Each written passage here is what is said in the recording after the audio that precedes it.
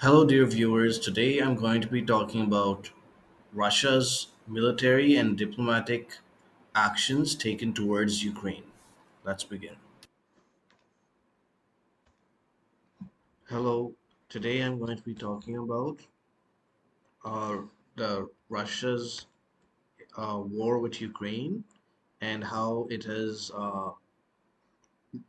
dealt with Ukraine in a military and diplomatic manner. What the position of Russia is in 2025 and how I think it's going to progress. I'm going to talk about it from the perspective of Russia's national interest as a nationalist myself. Uh, Without further ado, let's get started.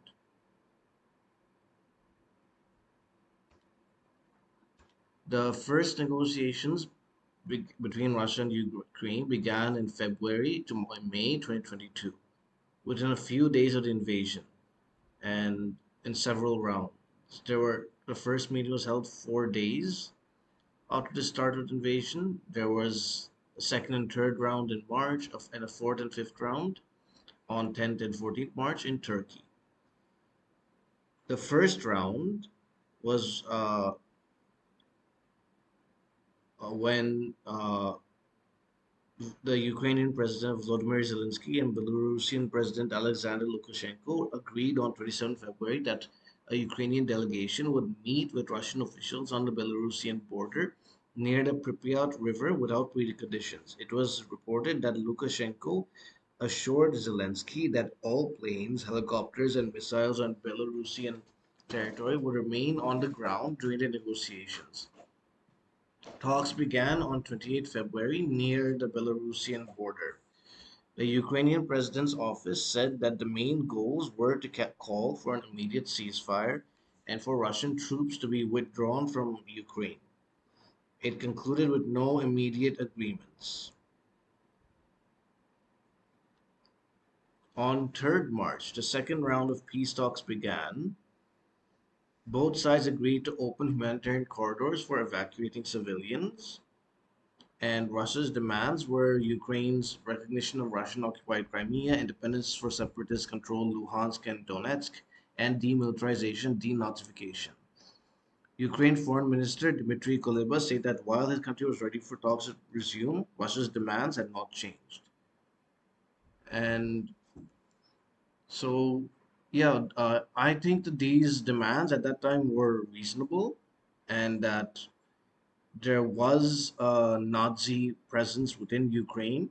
The Azov battalion, the Azov military group, what is inspired by Nazi ideology, and that there were attacks and violence against Russian speakers in the eastern provinces of Ukraine.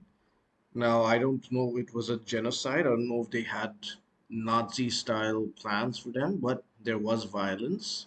So, Russia's accusation of Nazification in Ukraine is not false. And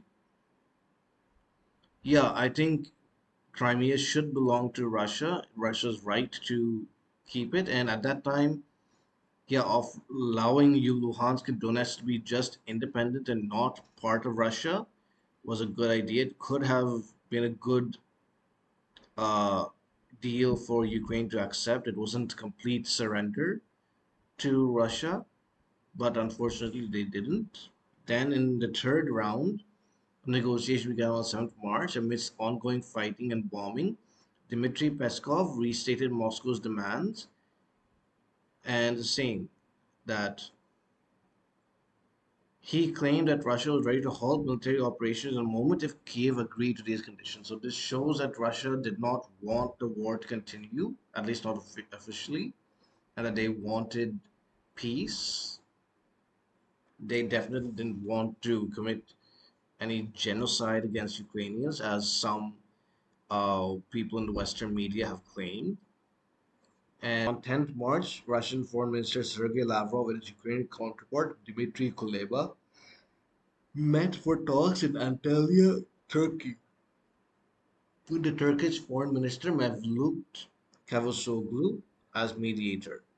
This is the first high-level contact between two sides since the beginning of the invasion. And after 2 hours of talks, no agreement was reached.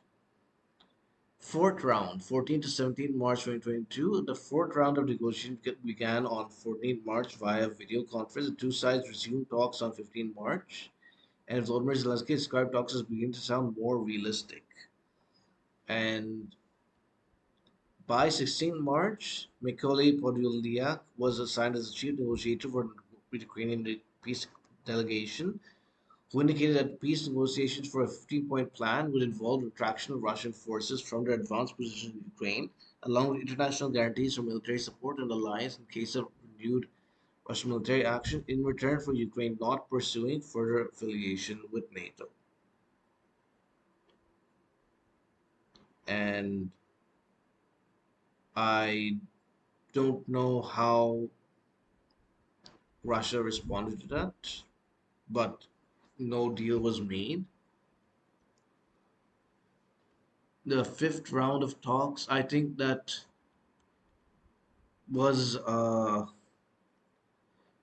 an okay position, but it wasn't enough. They should have said something about uh, giving up Crimea or something. Some territorial concession to Russia should have been giving. Simply saying not pursuing any further alliance with NATO doesn't help if they're also going to seek some other alliance in case of renewed Russian military action against Russia. In other words, it's dangerous for Russia to have agreed to that.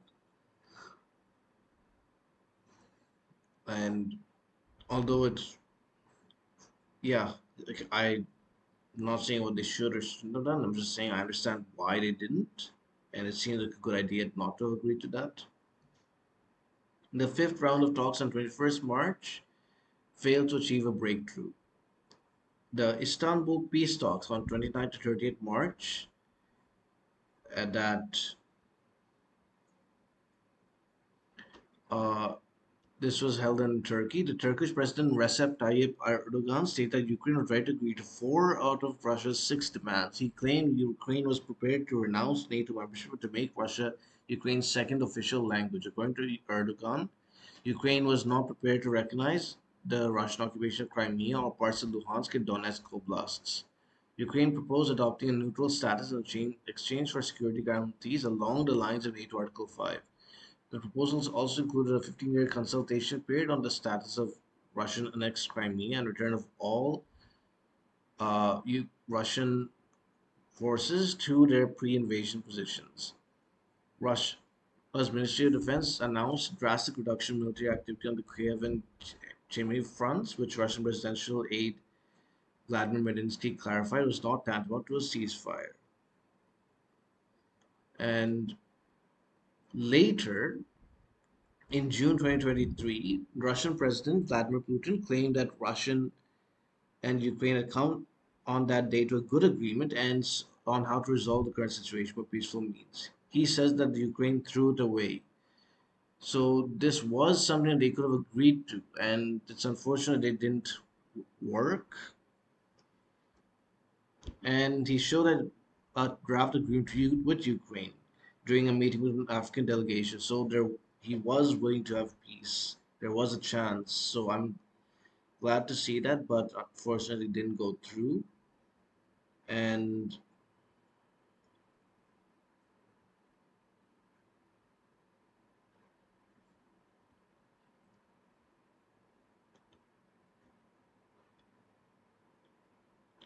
however, on 7th April, Russian Foreign Minister Lavrov said that the peace deal Ukraine drafted contained unacceptable elements, said that proposal diverged from terms negotiated Ursa agreed on, and he said despite all provocations, Russian delegation will continue with the negotiation process. So I think that was uh, not the best move. I think accepting this deal would have helped, although it isn't everything. It doesn't mention any territorial concessions. It does renounce NATO membership and make Russia Ukraine's second official language. But Russia really understood. I guess I understand they wanted the Donbass to be free and independent, protected from Ukraine's army, but that was too much to ask for from Ukraine at that time. And they should have just taken this, but they didn't. And yeah, however, there was some tentative agreement on the outlines of negotiated interim settlement. And the Ukraine side was ready for a meeting between Zelensky and Putin, but this changed during the Bucha massacre on 1st April. So, because of war crimes that Ukraine accused Russia of in Bucha, a city or town in Ukraine. And some people claim that it was a Ukrainian false flag against Russia. And then the British Prime Minister Boris Johnson said Putin is a war criminal. He should be pressured, not negotiated with. And the collective West was not going to make a deal with Putin. This 3 days after Johnson left Kiev, Putin stated publicly that talks with Ukraine had turned to a dead end. This is shows that the UK and the West were not supporting Ukraine making a deal, which is probably why Russia didn't accept Ukraine's proposal in April. They didn't believe Ukraine would be able to stand on its own and not give in to the West pressure. And so, yeah, there were no further negotiations, official negotiations, until 2025 when Donald Trump became president again. And he said 2 days later, after he assumed office, that he would propose further sanctions and high tariffs on Russia if Putin did not make a deal to end the war in Ukraine, though he said he was not looking to hurt Russia. And Putin responded he was ready to negotiate with Trump. Zelensky said Putin sought to manipulate the views of president, though said he believed Putin would not succeed. Trump said that Zelensky shouldn't have allowed this war to happen, suggesting that Ukraine was partly responsible for the Russian invasion, which they are. I have said so in a previous video, which I'll share a link to in this video on the screen. And Trump's defense secretary Pete Hegseth said that restoring Ukraine's pre-2014 borders was an unrealistic objective. And Trump had several phone calls. There was a lot of diplomacy. Vance and Zelensky met uh, Ukraine at a meeting of U.S. and Ukraine delegations at the 61st Munich Security Conference from 14 to 16 February.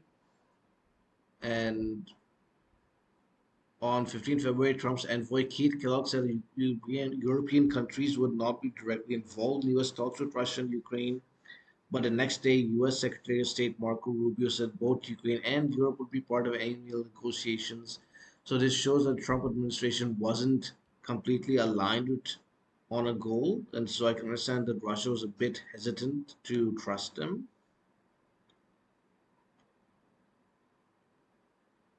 And on 18th February, American and Russian delegations met in Riyadh, Saudi Arabia.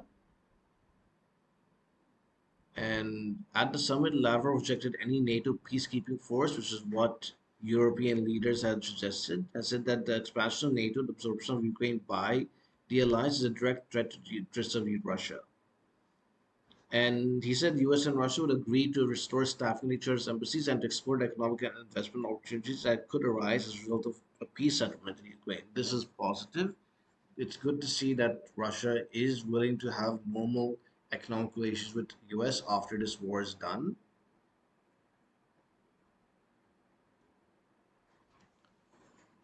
On 11th March, Trump administered US and Ukraine officials met in Jeddah, Saudi Arabia, during which Ukraine accepted the US's proposal for a 30-day ceasefire. And Trump administration resumed military aid, which had earlier suspended in March.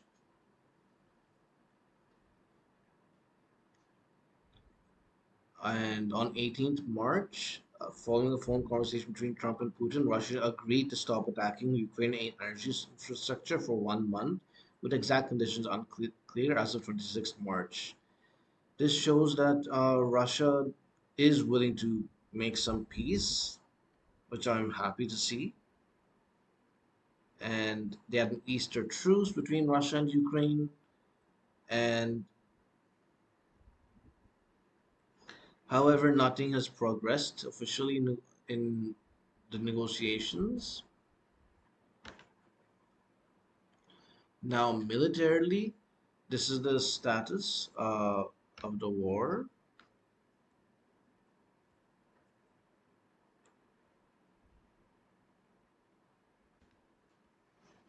Russia's Ministry of Defense in September 22 confirmed that 5,937 Russian soldiers had been killed. In mid-December 2024, Russia updated its claims of Ukraine military casualties to almost 1 million killed. And according to BBC News Russian, out of 119,154 Russian soldiers and contractors whose deaths had been documented by 16 July 2025, and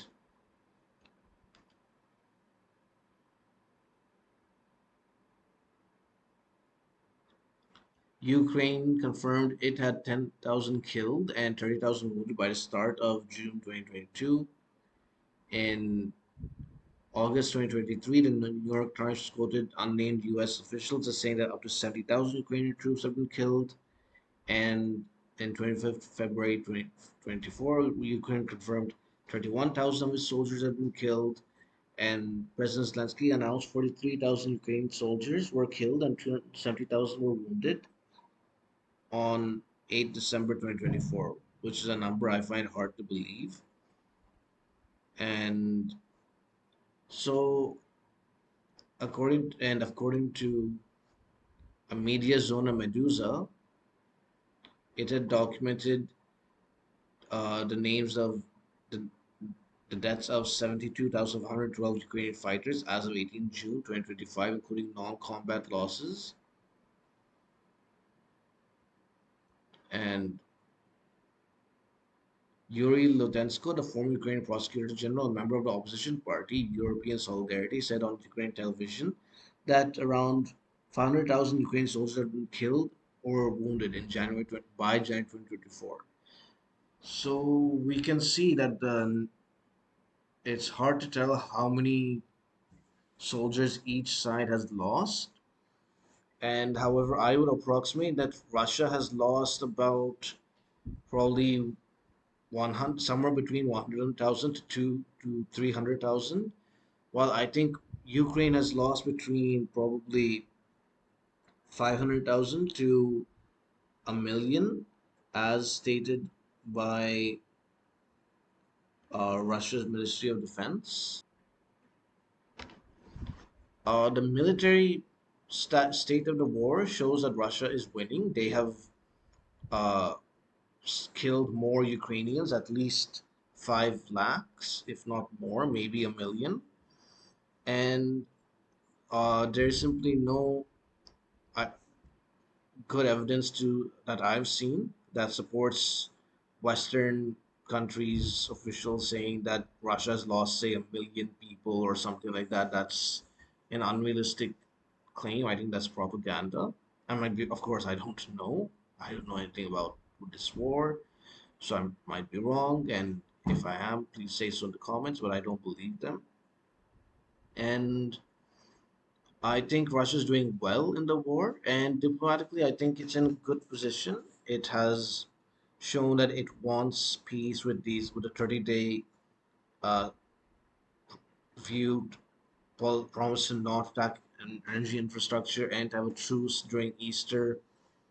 And I don't think it should now make any hasty ceasefire deal unless it's an actual treaty to end the war because it's winning the war right now and getting more territory.